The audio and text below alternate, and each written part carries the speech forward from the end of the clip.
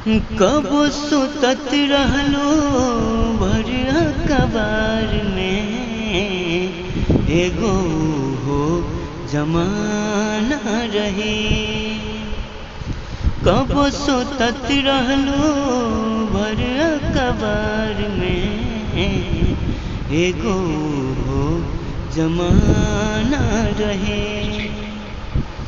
पागल भइल रहलो गोरी हमरा प्यार में, पागल भइल रहलो गोरी हमरा प्यार में, एगो हो जमाना रहे। कब सुतत रहलो भर कबार में, एगो हो जमाना रहे।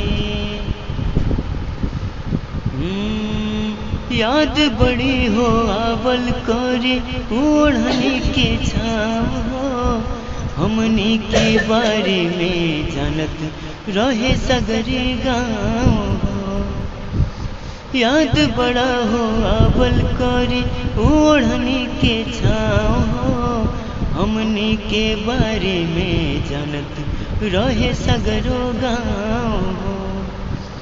मिले आवत रहो भादो के अन्हार में, मिले आवत रहो भादो के अन्हार में, एगो हो जमाना रहे।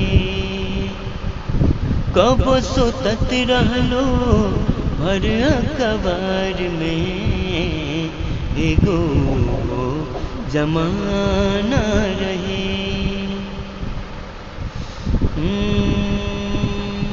ओ दिन अबू रात न रहल ओ न बात हो, का कमी तो के न कबहू रेशो के बुझात हो।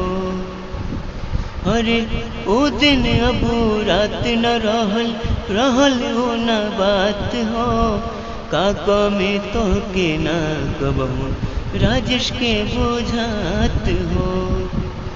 अमित बुलबुल नइखे केहू संसार में, अमित बुलबुल नइखे केहू संसार में, एगो हो जमाना रहे।